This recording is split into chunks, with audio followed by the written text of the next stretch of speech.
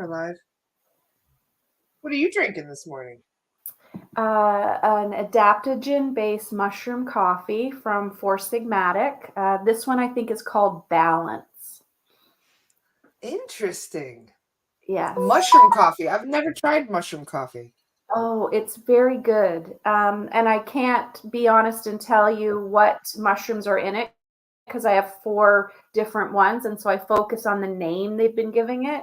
So I have calm, I have balance, I have inspired, and I have peaceful. And so that's what I'm Nice. doing. I'm balancing it all Wonderful. out. Yeah. And it's good because it tastes like coffee, but it's not. So you get that psych of, oh, that tastes good. But then you get all the adaptogens that run through your body. And it's just great. Wonderful. I've always been a tea drinker myself. I love chai. That's my favorite. But Yeah. I'm very British, I guess. I just drink all my tea all the time. I Do you drink put anything in caffeine your tea in the morning, non-caffeine at night. Hmm? do you put anything in your chai? Just honey. Oh, that's good. I Yeah. have a little oat milk in there. Yeah, maple syrup is always good too. Yeah. Yeah, I'm trying to avoid the whole sugar thing right now. Yeah, fair enough. Probably a really Not good idea. easy. Well, and it's in the strangest things. Like if you buy a store-made pasta, there's sugar in the pasta or bread, there's sugar in the bread. Like that makes no sense. I feel like they're trying to do that on purpose because sugar, I mean, if you we've talked about this with kids a lot because sugar can have the same effect on the brain that as cocaine has, and yet we're giving it to children and they're just acting wired and we wonder why. Right. Yeah, for sure. Yeah, it's a conscious effort what you put in your body It these is. days. Yeah, yeah, for Good sure. morning, everyone. You've got the Good. comments on, yeah, so you can see. I cannot. You That just would be a good click in idea. the top Oh, right corner, then you can see. perfect. Good Good morning, morning. Adriana. Hi, Anna. Hi, Lisa. Hi, Keisha. Hi, Erica. Hi, Gabby. Hi, Michelle.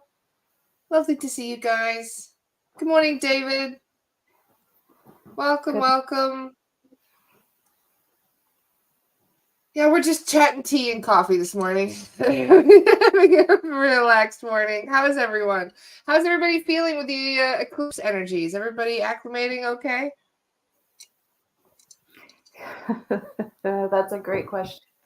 Acclimation, isn't that the secret right now? Mm-hmm. Yeah.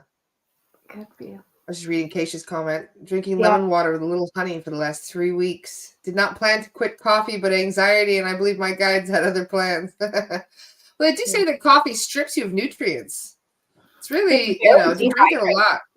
Yeah, it's very Yeah. dehydrating. It's said that if you want to be in a stable physical environment, that you need to drink half of your weight. So half of your weight in pounds. So if you're 100 pounds, you need to be drinking 50 ounces of water. But for every sugar-based or caffeine-based drink that you have, presuming it's around 8 ounces, you need another 8 plus 5 ounces just to clear that from your system. So if you're drinking two Oh. coffees a day and let's say a soda or something, you might need 80, 90, maybe even 100 ounces of water in a day. That's a lot of water. It's a lot of water. No wonder everybody's dehydrated. Yeah. And Whenever I when do we're clearings, I'm like, do you have any wellness tips? And the first thing they always say is drink more water because the guides are like, nobody drinks enough water. Like, 100%. Well, imagine that water is a conductor of electricity. And so if we don't have enough water, our vibration isn't going to create its mass purpose. I didn't know that. You don't think about that. You think about your water being important for body processes, but for vibration, you don't realize. But then you see with things like cymatics and the effect that sound has on water, and it makes sense. Yeah. Yeah. And imagine it not having enough water to be your own energy. What do you have to do? You have to take energy from others. And when they're so depleted because they are also not hydrated, you're not sharing the energy, you're literally stealing it. Yeah. That happens And a lot with people these days, especially when you go out in public. You realize how depleted other people are of energy, and then they start sapping some of yours. yeah. It's actually a fun experience if you get really grounded. You activate your innate biofield, which is your pineal, your heart, and your biome, and you are literally this ball of ecstatic energy. And you walk around kind of throwing that energy out. Anyone can have it. People are repelled. They don't Yeah. want that energy. They're used to such a low vibration of energy. So yeah, it's I wonder what happens. Like, let's say that you are dehydrated, mhm. that makes you tired, and so you drink an energy drink, like a Well, Red Bull or a Monster. What happens you're then? let's look at it from two perspectives, which I hope that everyone is always looking at two perspectives because we are under this timeline as a natural law of polarity. So there has to be a positive and there has to be a negative. And so look at everything from both physical and spiritual, because without that polarity, we aren't going to find union, right? And so Yeah, there's absolutely. always two parts to every answer. There's the physical answer and there's the spiritual answer. And so, as your body is absorbing the chemicals and the toxins and the sugar from the Red Bull, the organs are literally shutting down. They can't function. Your cells can't read what that pattern or that communication is or it means. And it's going right to the mind brain, but it's killing the cells in the biome. The biome is the body brain. And so, if the body brain can't communicate to the organs and the heart is shut off or weakened, which is your soul's brain, and the only thing that's functioning is the mind brain, it's functioning like flashing lights going crazy. There is no message or communication that's going to be able to move through that distraction. And that's the Yeah. spiritual side of it. So when we drink those energy drinks, we're literally depleting ourselves from the physical, natural, healthy process of the body, but we're also creating a block to the divine messages that are coming in because they're being distorted from that mind. It starts, it has many bad words, but it's a mind fuck. It literally, truly Mm. is. Yeah. And so you're Makes sense tired. as to why they're pushing them so hard nowadays. There's commercials for them everywhere. They try and make it look so cool, and yeah, they don't have the a lot of people are using them because they feel exhausted in the morning and they think it's healthier than coffee. I know Yeah. several people that do. Well, and here's the thing, if you're tired, drink water. If you're hungry, drink water. If you're sad, drink water because it's the most natural healing element. You're not going to go and eat mud. That would be cool too, but you can slather mud all over yourself. The challenge is the quality of our water is questionable now as well. We want a pH balanced live water that is fueling us. And that's challenging. Yeah, especially these days with the whole system needs upgrading and updating. Yeah, it's kind of a mess. We've been talking about Flint water, for example, for 10 years now at least, and it's unfortunate that some of the most important people, like our children, are getting some of the worst water. Yeah. Yeah.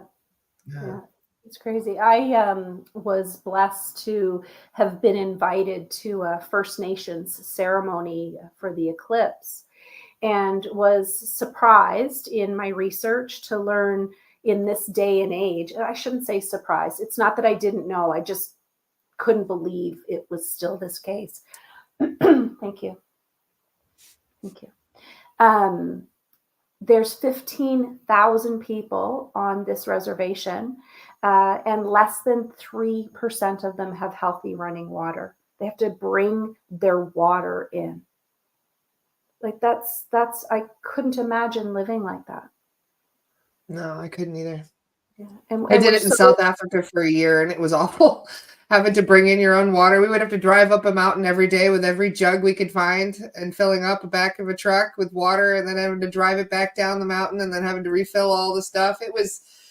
extremely time consuming. Probably took us about 2 hours every 2-3 days to do it. Yeah. And imagine though that, um, imagine, and I'm saying afford as in the joy of it. Imagine being able to afford that amount of time to do that task, but do it from a place of joy because you don't have other bullshit tasks that you have to do. Like, Yeah. we are the only species on this planet that pays in many forms to live here. And what that steals from us is what the day is meant to be: learning, growing, healing, sharing, loving. And we're missing out on that. And to kind of bring it back to your conversation starter about water, the most valuable thing that you can do to prove your devotion and your love to yourself is before your feet hit the ground in the morning, drink a glass of water. Leave it on your bedside the night before your feet hit the ground. And now a lot of people that I've suggested that to will say, "Oh, as soon as I wake up, I have to go to the washroom." That's a challenge because it means that your body hasn't absorbed the water. It's worked very hard through the night to get rid of the toxins, and you have to urinate so urgently because those toxins need to come out. If you Hmm. practice over time hydrating, when you wake up in the morning, there won't be a sense of urgency to go to the washroom because the water would have been absorbed by your organs. Wow, you never think about it that way. That's Mhm. amazing. Mhm.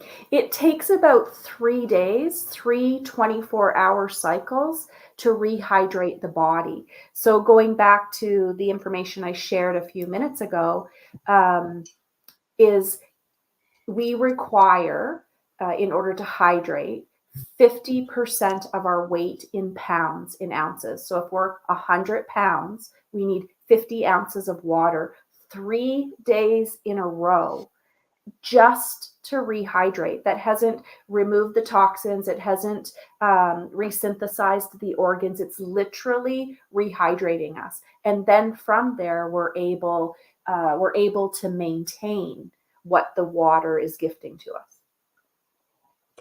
And I like that you're drinking it. Is that copper? It is copper. Copper is probably one of the most empowering ways in which you can carry and hold your water. It has so many healing properties that uh, both physical and spiritual. Mhm. It does. It reprograms the water, doesn't it? It changes the frequency of the water itself. It does, and it holds the intention. So, not that this is necessary at all, but I love it. I have a 528 hertz energizer. It's a coated pad. And so when my water sits on it in the copper bottle, the frequency and the vibration dances, marries, intimately connects with the copper, and the copper tells the water the story. Think of copper as the story holder, and it's telling the story to the water, and the water becomes the story that you tell it.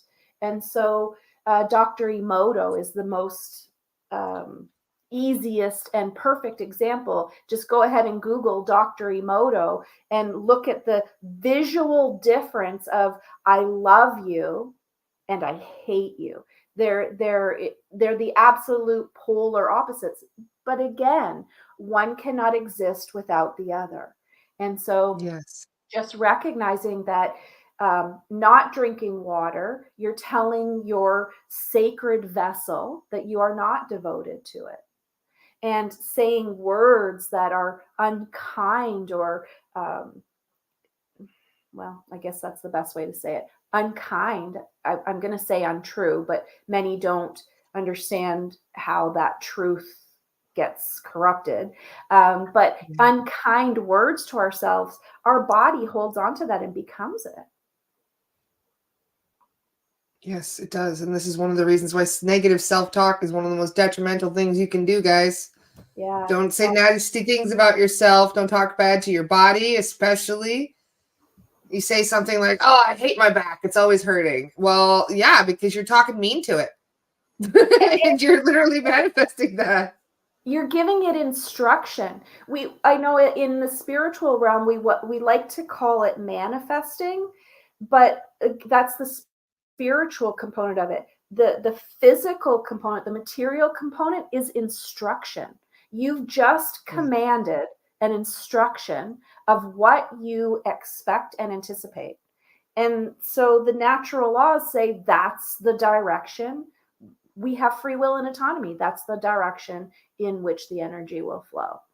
And so our words are the physical manifestation of our words is a command.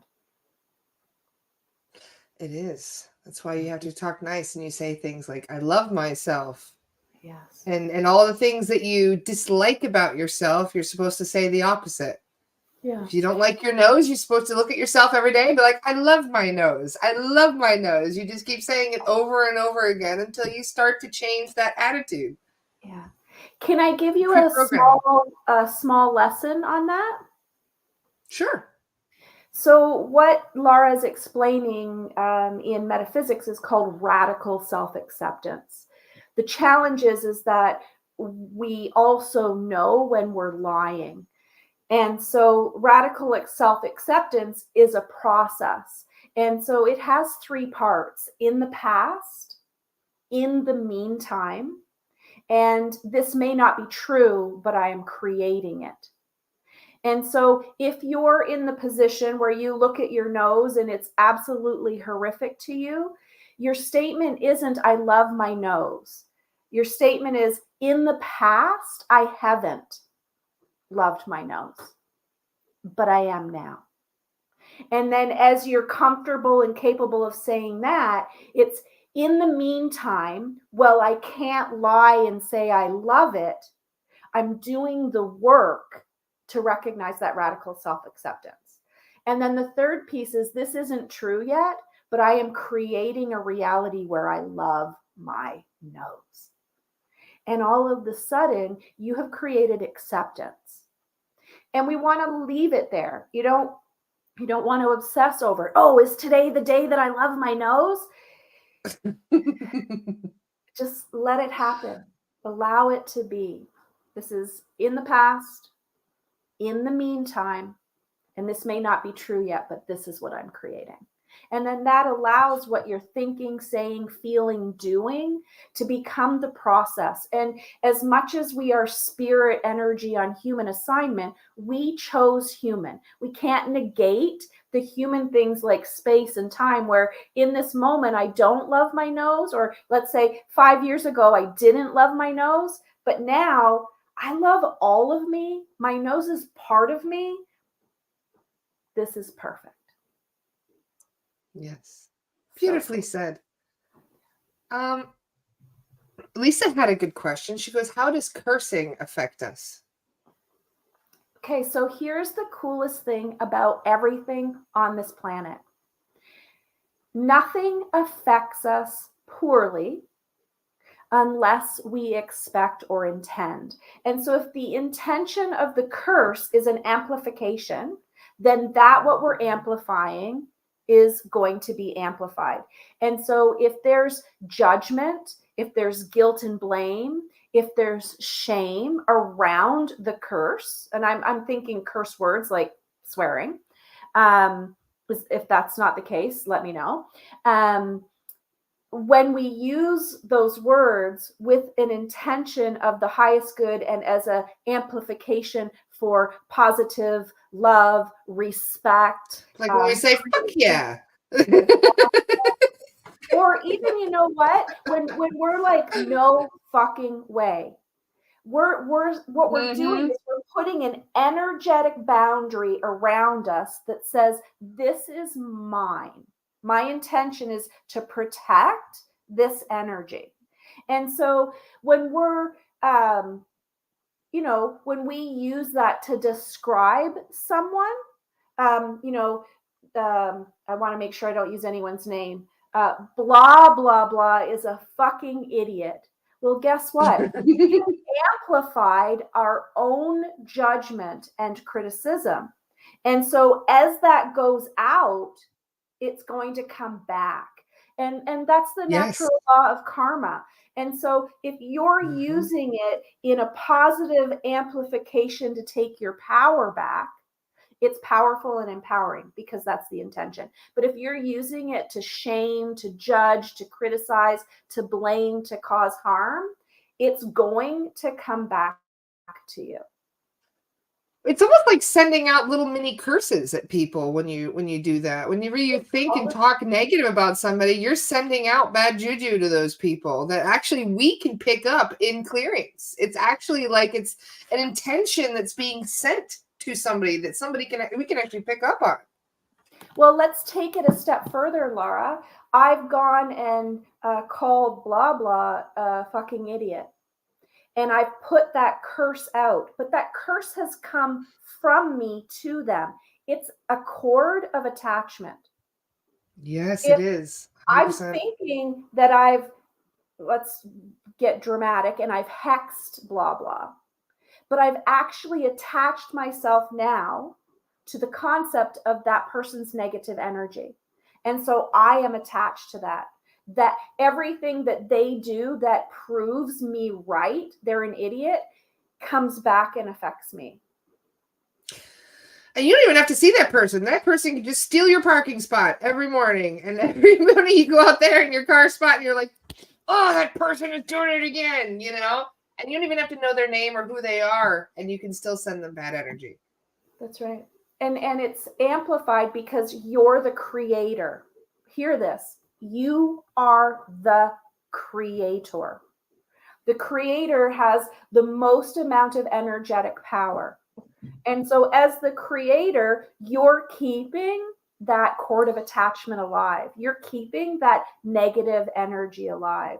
It's why Ho'onopono is such a vibrant prayer, because not only does it cut cords of attachment, it cleanses and purifies our innate operating system, and it deprograms the corrupt programming.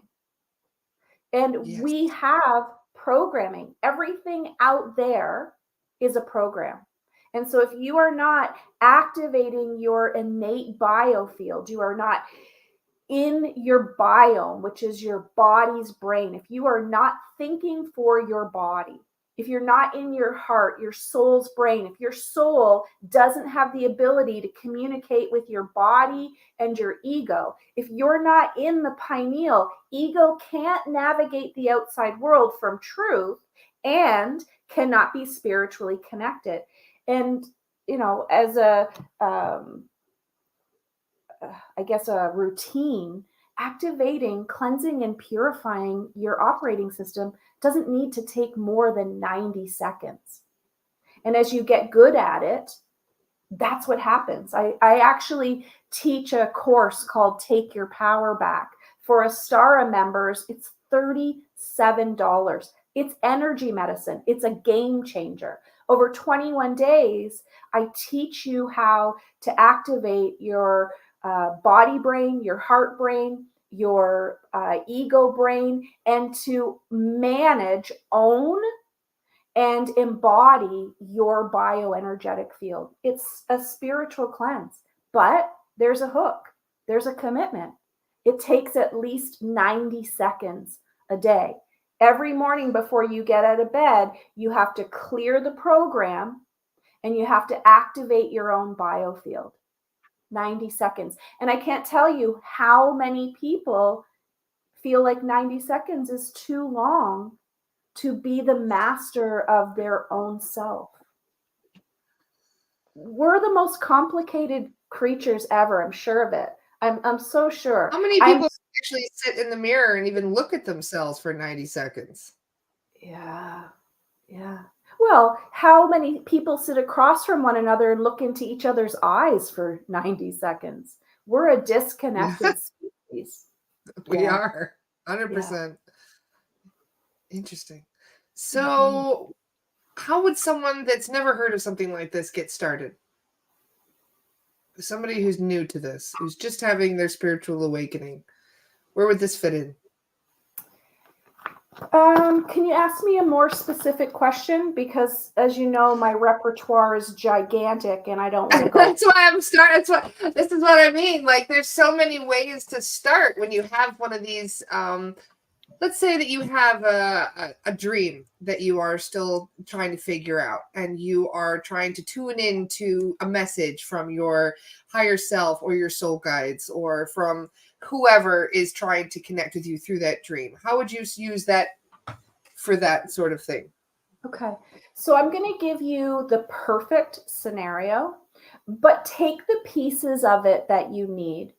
A perfect scenario is you've had a dream, you are attached to a piece of it. It's very clear it's a message. You have no idea what the message means for you. Most people want to go external. They want to go and ask someone else and share their dream. They might want to even grab their oracle cards first. And I'm not saying this isn't an important step. It's not the first step. Or they, or worse, they just let it go. They just are like, well, maybe it will come back to me. The perfect scenario is get outside as quickly as possible. Or if we want to create an artificial environment, get on your grounding mat. Guys, if you don't if you live in acclimatized weather like I do, where summer is maybe 6 months that I can be outside, get a grounding mat. You can get them for as little as $29 on Amazon, and they are obviously not nearly as amazing as being on Mother Earth herself, but it is a visceral and grounding effect. And so, again, first thing that you want to do in a perfect world is you want to get out into Mother Nature. You don't have shoes on, and you stand in Mother Nature. And it's breath and imagination. Our breath is our soul's energy. Our imagination is our ego's energy. When we move through the body with breath and imagination in unison, we are whole. We're body, ego, and soul. And that's the space that we need to be in to interpret anything, whether it's an internalized dream, whether it's a physical sensation, whether it's an external experience. We have to be grounded.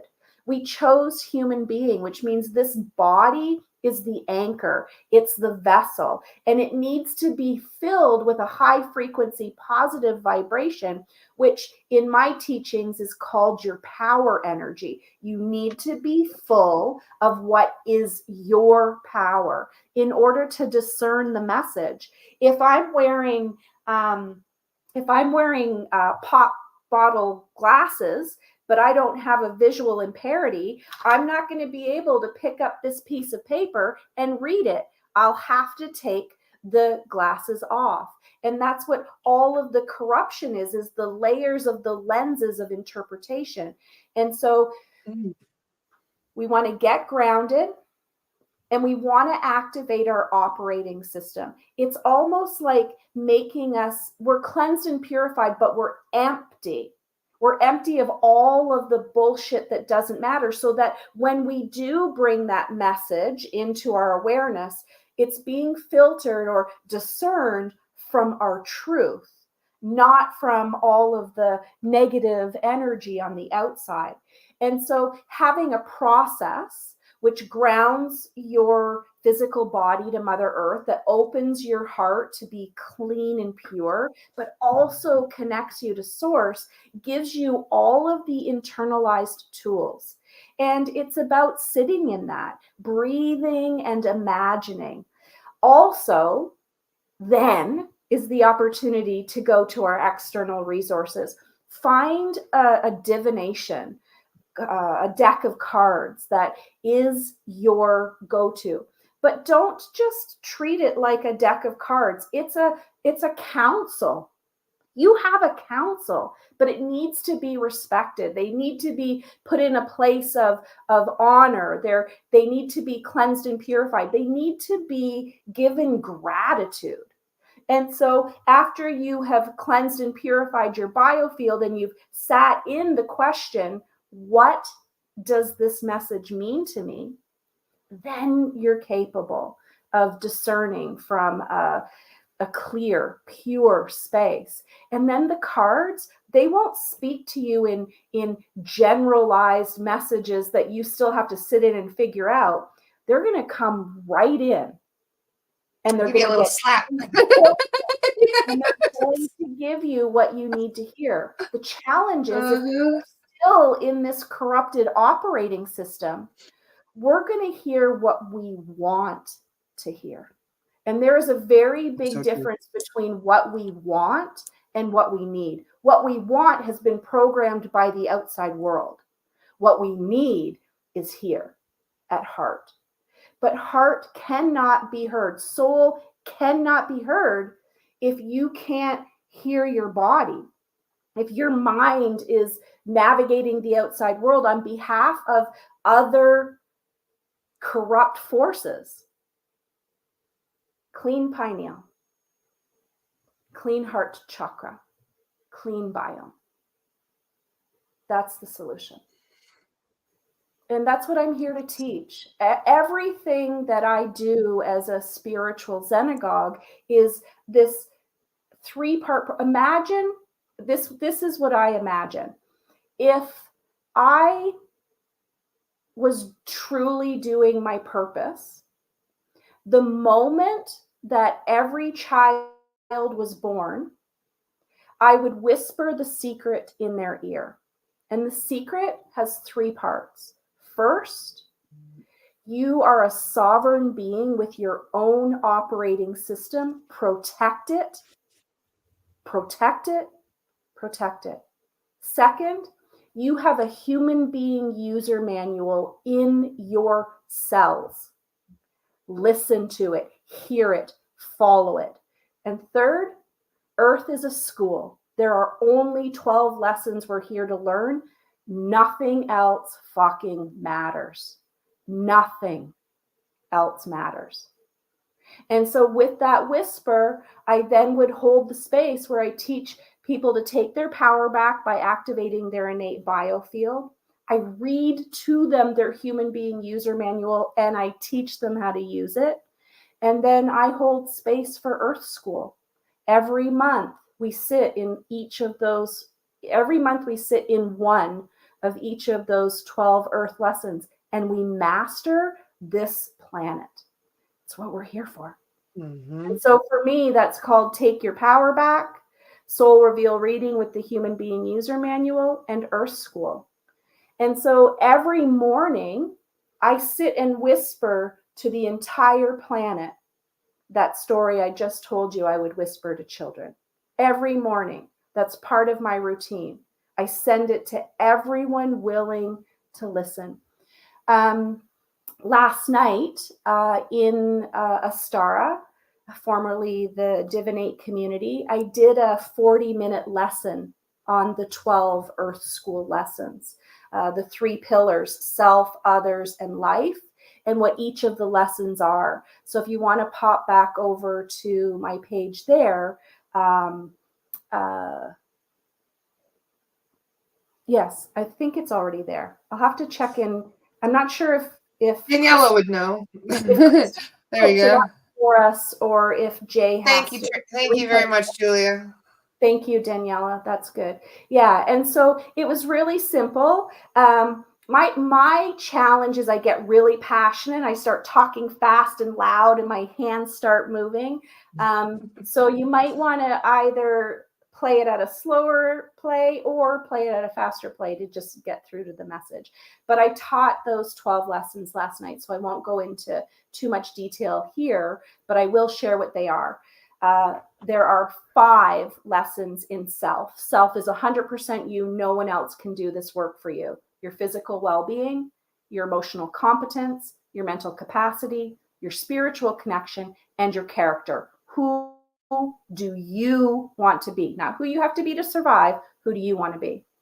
The second pillar is our influential others, our intimate love relationship connection and what that means for our own source energy, our parent-child connections, which is our generational trauma, healing our generational trauma, and our social infrastructure. Who you love is not who influences you. Who you spend your time with is your influence. So if you're on television or in nasty social media, that's who you're getting fed by and with. And then there's life. our career, which is not what we do for a living. It is been corrupted. Our career is who we show up as. So if I want to be of enormous benefit, I have to know who I want to be and show up as her. This is your career energy. Then it's finances, quality of life, and vision for the future. What's really unique about the life pillar is that we're the only species that has to pay to live here. And so our quality of life, our vision for our future, and our career energy, which is supposed to be our essence, has been hijacked by what job we have and how much money we make.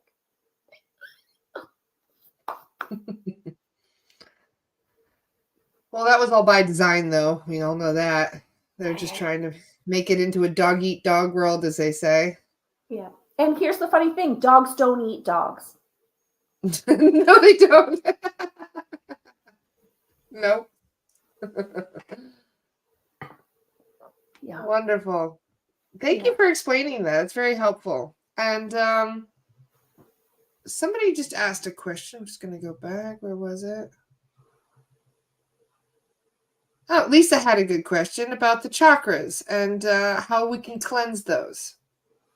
Oh, okay. So I'm going to give you guys a small, cool lesson that if you've had your soul reveal reading with me, you're already going to know this. But this is the coolest shit ever. Our chakras are not a what. 30,000 years ago, when chakras were our sacred guides, we had intimate connection with them. And as the chakra intimacy left the East and it became a Western visual place to be, I want you to know that a lot of what we need to know has become occult knowledge. We don't know enough about our chakras. I would love for you to imagine that they're not a what, they're a who. Our 7 main chakras have incarnated with every version of our soul, every timeline, every dimension, every lifetime. They have very specific roles. They speak our first language. They literally use our body to interpret what soul is saying, what soul needs. The way that soul communicates to ego when we're not in alignment. When we're in alignment, it's a direct communication, pineal, heart, biome, biome, heart, pineal. But when we're not in direct alignment, it's our chakras that are communicating soul's message to the body and the ego.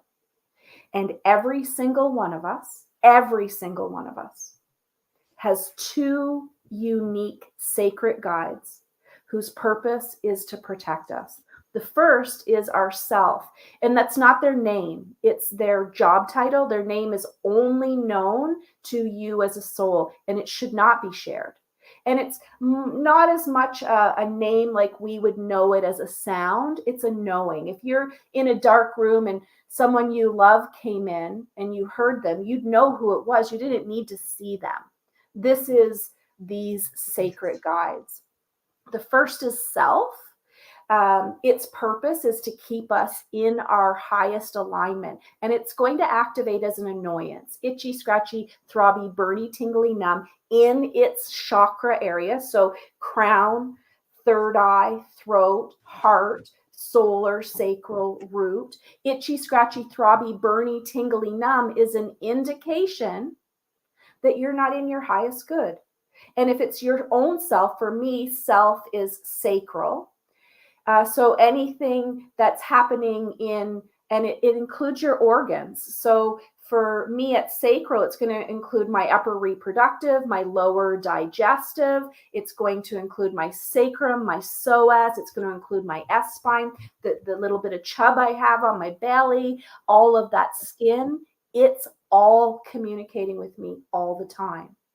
Now your other... My friend yesterday came over and she was stressed and she was broken out in hives from the stress. just stressed about it. I said, where are the hives coming from? She goes, just stress. Yeah. I But was like, when really? we minimize it though, oh, it's just stress. Oh, it's just normal. What we're saying is, oh, I'm not listening. And I'm going to go back to our curse word. Oh, fuck that. I'm not listening to that. You have just cut a bond of a loved, trusted guide saying, okay, we're in trouble right now. Everything spiritual is going to have a physical amplification. If you are not connected physically, you cannot be connected spiritually. If you're not connected spiritually, you can't be connected physically. That So makes the sense. second is our others guide. And each of us have two very unique locations. For me, it's third eye is my others. And this part of my body is going to react. It could be headaches, it could be itchy, dry skin, it could be hives, it could be a sinus infection, it could be occipital tingling, is telling me that I am not in my truth. I'm in the thoughts, feelings, and expectations of others. We all have these two guides. And so to cleanse and to purify your chakras is to sit in them. First of all, you need to know where they are. In the Take Your Power Back, which again for Astara members is $37. For anyone else, it's $79.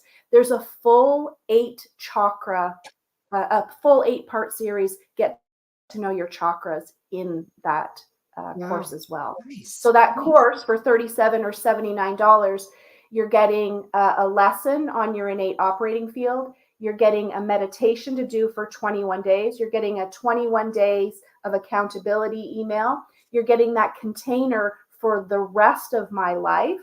You are getting the 8 chakra series, and you're getting the human being user manual masterclass, and you get journal prompts and something else. There's one other thing, I can't remember what it is, for $37 or for $79. And it will change your life because it's not a course, it's teaching you energy medicine. It's teaching you to cleanse and to purify your biofield. It's teaching you to have an intimate relationship with each of the chakras. And it can be as simple as just sitting in it. Just close your eyes and know that this is crown chakra, and to feel like I don't even have to close my eyes anymore. I can be talking and be like, oh, I'm blocking up at crown, and I can shift that because I'm intimately connected to the sensation, to the voice of each chakra as it guides me. And that's important as spirit They energy. protect you too. I was told by one of the spirit guides recently that your etheric field isn't even as important as the balance in your chakras. So we think about the etheric field as being like our casing, our egg of protection, and we don't realize that that egg of protection is not anywhere near as strong if your chakras aren't balanced. They have to be Well, balanced and in alignment. here's another bullshit story that has been corrupted. And it goes back to thinking from the outside in. Our physical bioenergetic field is the external layer. It's actually 3 meters away from our heart center. This isn't our spiritual or our etheric, it's our physical. Our mental and emotional are in layers. Our spiritual runs like a tube down our spine. It's a hara line. And so if we keep this tube where the chakras exist clean and pure, we have a pure line from cosmic intelligence through the body to Mother Earth. Yes. The earth has chakras too, doesn't it? She does. Yes, she does. She has a I spine. heard Mount Shasta. Is that the crown or the root? I can't remember. It's one of them. I can't remember either. There's a really great documentary by Matthias De Stefano. He actually walked Mother Earth's chakras. He went to each of the locations, and he shows you a visual of what that spine looks like. Yeah. Interesting. And it shifts too. It moves, doesn't it? After whenever we Aaron have like a says Shasta is root. So okay, thank you. Shasta is the root. Thank you. I thought Yeah. so. Interesting. Yeah. So So cool. everything, including our pets, they all have chakras as well. And They sure do. Yeah. interesting. What species wouldn't?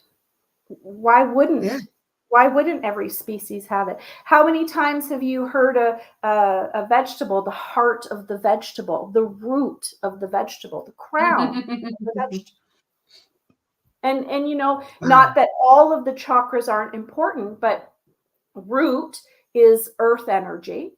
It's a grounding. Heart is an opening energy, and crown is a connecting energy. And so, why wouldn't that be true for everything? Everything. Yeah. Oh, you're definitely getting some goosebumps out of people with that one. Yeah. Glastonbury is the Earth's heart chakra. Oh, Okay. beautiful. That's beautiful. Cool. Very cool. If anyone wants to go and research who Crown is, that would be really cool. We would at least know that I think I they heard that have. Lake Titicaca was the sacral chakra. I'm pretty sure I heard that correctly. Well, and water, that would make absolute sense. Yeah, for sure. Yeah. Yeah, I for sure. wonder. Now I'm gonna have to Google it because I'm really curious. I wonder what the crown Oh, the Tibet, Mount Kailash, Tibet is Oh, crown. That Steph. makes sense. Thank you, Steph. That Steph, resonates. I have to share something personal with Steph because I keep meaning to reach out and I haven't. So one of my best friends' name is Steph Fontaine. Obviously not you, but every time I Really? see your name and your picture, it messes me up because I'm thinking it's her, and then I see it's you, and it's like, well, I'm so glad that I haven't accidentally messaged you something that. Is your friend also Canadian? Are there two Canadian Yeah, Steph yeah, on? she's Canadian as well. She's from Nice. Gananoque. If this Steph has any, it would be really really hilarious if he also was from Gananoque. But yeah, very cool. Yeah. Yeah. I'm by Stonehenge ley lines. Yes, the ley lines do play a role in many of these energy centers too, don't they? I Well, wonder if we have ley lines. we do. We do. And They're called our meridians, right? And we have oh pockets. So our heart meridians pool lymphatically, physically, but metaphysically, they pool when we're unable on the right to give love and on the left to receive love. But that crossover comes to our hip meridians. So when we're unable to give and to receive forgiveness, it pools physically in the lymphatic system, but metaphysically in the meridian. So yeah, we absolutely have ley lines.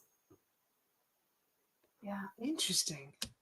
Yeah. Oh, I love everybody's looking up where all the it's No, right. so magnificent if we just had one list. And imagine while you're meditating and doing your chakra cleansing and you know Earth's list, you can be part of the solution. You could be of enormous benefit by intentionally clearing her chakras as you clear your own. And that's Opening how the we Earth's third imagine. eye chakra. Oh, yeah. Yeah, yeah. Love it. Wonderful. I love it. It's a great idea, actually. Yeah. Yeah. So much fun. So much fun. How are you? I'm having such an interesting time since this eclipse. You've noticed the energies have shifted, right? Am I the only one that sensed that the energies have completely shifted since then? They felt totally different. Yeah. And I feel like this, it's almost like a calm It's a that I calm. wasn't here before. Yeah. That it's like the panic that set in with the eclipse has kind of dissipated now, and everybody's kind of calming down a little bit, and it feels really good the last couple days. I don't know. Yeah. Anybody else notice that? The things have kind of felt like we took a deep breath and we went, and then held our breath and then went, ah. And now Yeah. we're in the Yeah. phase. That's what it feels like. Yeah. I have strong, I'm going to call them psychic abilities. I believe that there are 4 types of channels. May I share that information? Please. So there are 4 types of channels. There's first the psychic. They have the ability for, let's start over. Channels are people that have the ability to read frequency and vibration from a place of knowing. And so there are 4 types of channels. The psychic is someone who reads the frequency and vibration of the timeline. They know what's happened in the past, what's happening in the present, and they can discern from nothing changing what will occur in the past because of patterning and knowing. The second is a medium. They have the capacity to read the frequency and vibration of a soul energy that does not have a body on this timeline. A translator is someone who has the ability to channel ascended masters, the Akashic records, but they read the human body, the frequency and the vibration of the body. And then there's the shaman. The shaman does all of those things, but they use Mother Earth as a conduit. So usually there is a plant medicine, an animal, or some sort of ancestral rites. And so when you are a true channel, I'm not saying that you can't learn those things, but a true channel doesn't need to learn those things. When you're a true channel, you have all of those things available to you. But if you don't master what your gift is first, the doors keep opening and closing and locking, and it can be very challenging. And so I'm saying this because I want to share with you my solstice story. So I began my journey realizing that I'm a translator, but have very specifically been learning shamanistic, I'm going to say ancestral memories is what I've been remembering. And I was very honored and blessed to be invited to our Six Nations reservation for the eclipse. And it was the 100th anniversary of their confederation, which was also formed during a solar eclipse. And it was incredible. The Thunderbird drum was there. The elders did the peace pipe ceremony. We had a sacred fire. The totality of the eclipse in the location that I was on, it felt forever. It was a good 4 to 6 minutes. And we were outside at a sacred fire with no shoes on. And the day was already incredible because the thunder drum does, wow, there's no words for it. Lisa, I will get to your question in a second. The thunder drum changed me.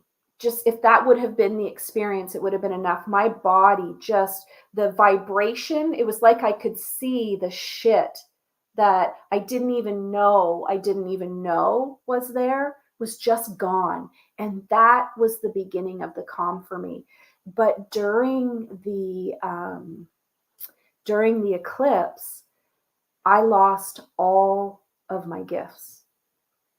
I could see nothing. I could feel nothing. I actually knew nothing. And I have to tell you, it was the most peaceful experience ever. And I started crying. And in my ego body, I was a little hopeful that I would not have any of those gifts and that I could just go home and start all over. That I didn't have to be this responsible energy that I believe that I am. And it was probably 4 of the most peaceful, quiet moments of my life. And then the totality ended and everything rushed back in and filled my whole body up. And this whole story of what I am here to do, what I'm here to teach. Just if my biofield was this before, it went like this. And that sense of responsibility was so overwhelming that I just sat at the fire and cried. And it wasn't, it was viscerally a spiritual cry. It was like the tears were the shower that I needed. Like if it started raining in that moment, I would have known that that rain was for me. Like it just, I wanted to go and have a shower. And as soon as I got home, I jumped in the, and it was cold too. Like it was probably, by the time I got home, it was 7 degrees. And I just went in the pool and I just went under the water and I just sat under the water and breathed out so slowly until I floated to the surface. And it was like, okay, a new assignment has been given. I have received it and I'm in. Wow. What a beautiful experience. When you were explaining that, I had a visual in my head. You know what it's like when they clear out the canals? When they Yes. drain the canals? And then you see all that funky stuff, and you're like, oh shit, we got to clean all this out. And then they cleaned it out. And then once it's cleaned out, they let the water flow back in, and everything is so much cleaner and brighter and nicer. And yeah, that's kind of what I was visualizing when you were explaining that is you Thank got your canals you. clean. Thank you for that visual. And that's what I like that. I won't, I still won't have the words to explain it, but now I have a concept. And so thank you. Oh, that was a It's beautiful a gift. pleasure. I appreciate you. Thank I you. love the visuals that have been popping into mind recently, but that's, I mean, yeah. Thank the Um, eclipse because the upgrades have been intense lately. Huh? for sure. And here's the thing, guys. No matter what's happening, let's just stop resisting it. We don't need to accept it. Just stop resisting it. If the downloads are coming and you ask, is this in my highest good? And you get a yes, just let it happen. If you get a no, say no, thank you. But stop resisting. We have, Stop resisting. we have Has a different moved, feeling from what. yeah, we've moved out of an age of resistance. We don't have to fight anymore. We're not warriors anymore. We are keepers of the light. And that's where we need to stand. Lisa asked, can everyone channel? I had an intense dream that I was writing down and went into channeling. The dream taught me that I am a channel. It was very shocking. I never thought I had the ability to do this. Well, Lisa, let's shift some of your language. You don't have the ability to do anything. You are the ability. Can everyone channel? I think people can learn to channel in process, but a true channel doesn't resist and it is delivered to them. And what they do with that delivery matters. And it matters in two ways. If you get a channeled message, whether you're a psychic, a medium, a translator, or a shaman, you have no right, capital bolded underline, you have no right to share that message without permission. By sharing it without permission, you're putting your spin and intention on that message. Your purpose as a channel is to share the message, not to understand it, not to explain it, but to share it and then hold space for them to understand what it means for them. That's why I love my soul reveal reading process, is because I give you so much information and a container where that information is going to live for the rest of my life and access to me for that time as well. Because it is none of my business what your message is to me. It's what that message is for you. And that's something that we need to remember as the channeler and as the receiver. As the receiver, that channeler, what they think, what they feel, what they're saying is none of your business. What you take from it, what you do with it, who you're going to show up as, that is your responsibility. And we need to start taking responsibility for our own selves and stop worrying about everybody else. I hope that answers your question, Lisa. It's beautiful. And I'm going to highlight Daniela's comment as well. Daniela says, it's so rich, the soul reveal reading with Traci. I printed 25 pages of our conversation and referred to it often. I'm not surprised, Hermione Granger. That's her nickname for her. She's such a student. We love you, Daniela. I'm not hey, surprised. Hermione. So just so that you know, and I hope that this doesn't give you for every soul reveal reading, I record it as well. And I hope that you realize that Zoom has a translation feature, which you don't have to write it all out. You can just print the transcript. Yes. But whatever you need. Thank you, Christopher, for showing us that trick, by the way, because I didn't know you could do that until recently. Thank you, Christopher.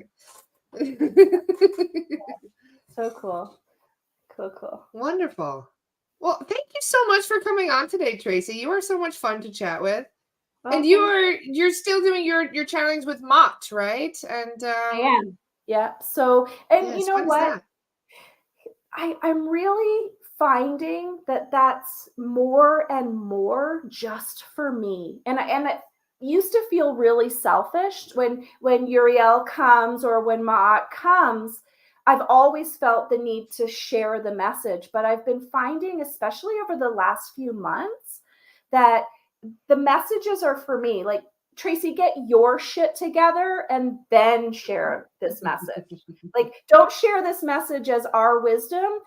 Become that example and then share the message. I get that practice what you preach message all the time. And so what I'm feeling about what I get from Uriel and Mott is that I will say this came from a session with them, but it's who I am now. So almost everything that I'm sharing with you has come usually through Uriel, and then Ma'at comes in and gives me, okay, here's the balance that you need to express this from, because Uriel is very aggressive, very get this knowledge now, and Ma'at's like, whoa, hold on. Let's balance all of that out. So I've been truly blessed and gifted to have that really aggressive masculine energy and that very hold on a second feminine energy. But I use their wisdom in everything I do. Everything. Yeah. So beautiful. Cool. And when is your next talk with that? Sorry, say that again. When was your next divinate? I think you're going to be not divinate. A star. Yeah. So I did one last night. So the recording is there, and that's going to be on the Earth Lessons. And so the second Thursday of every month, I do an hour in the divinate community. It's called the Power Hour, and its purpose is going to be sharing wisdom for you to take your power back and stand with a foot in both worlds. You are not just a spirit energy. You are spirit energy having a human experience. You chose to come here. So you need to be firmly planted in the material so that we can create a better human existence, but also firmly created in the spiritual. One of the things that I will say about what Daniela just posted up, while most people, so my programs are on selfawareness.academy, but don't purchase anything there, because in your divinate community, you often get more than 50% off. So my human being user manual program is $19.99. You guys get it for $9.99. The soul reveal reading is $179. You guys get it for $79. The take your power back is $79. You guys get it for $37. But that's crazy. That's awesome. Thank you so much for everything you're doing for our community. It's very helpful. We've got so many people that are starting their spiritual awakening or feeling stuck or just feeling like they're kind of plateaued. And so it's really nice to have, platinum educators, as Daniela would call them, to come in and help us with uplifting the conscious level of the collective. So thank you so much for everything that you're doing and for helping people heal and paying it forward in all the ways that you do. We are immensely grateful. Thank you. Thank you. And Julia is here in the comments. Thank you, Julia. We also appreciate you. Yes, I do, more than you can possibly imagine. I would love to just take a minute to say to all of you that your main contact with me is Julia. And honestly, you're truly blessed to be able to spend any time with her. She's so generous with her time and her energy, and she takes such good care of me. I am truly blessed. So thank you, thank you, thank you, thank you. We love you, Julia. Thank you for all you do. And thank you Yes. also to Daniela on Saturday and Sunday in Astara all day. Christopher is also going to be teaching the Qigong. And Daniela is also going to be talking about forgiveness process, meditation, power. What else am I missing here, Daniela? You probably sent it to me on the link. Yeah, you did. So you sent me the same thing. Okay, Power of 8 with Christopher and Daniela. And tomorrow I will be having a special podcast for our Australian friends. Many of you have been wanting to come on and actually see an actual live rather than catching it several hours later. So tomorrow at 6 p.m. EST time, which I believe will be about 9 or 10 in Sydney, I'll be doing a podcast for our Aussie friends. So I'll see you guys tomorrow at 8. And then Sunday, I also have my class. I will be teaching my astral projection class. So for those of you who are interested, we have where is it? So you can find my astral projection class on my website, astrallara.com. There's the link. For those of you who have not caught one of my astral projection and protection classes, make sure you come Sunday because it's going to be a wonderful class. Thank you so much for everything, Traci. You're just amazing. And I look forward to our next chat on I believe we'll see each other on the 2nd or something like that. Something close to that. I think it's the Thursday. So it's the 2nd Thursday of the month. Yeah. Perfect. Like 11. Wonderful. Something like that. It was so great to be with you. As always, if you need anything, please reach out. Thank you, Traci. Likewise. I love you all. I'll see you tomorrow at 6 p.m. Have a wonderful day. And don't forget to go and see Christopher and Daniela this weekend, you guys. They're doing a lot in Astara this weekend. Mwah. See you guys soon. Bye.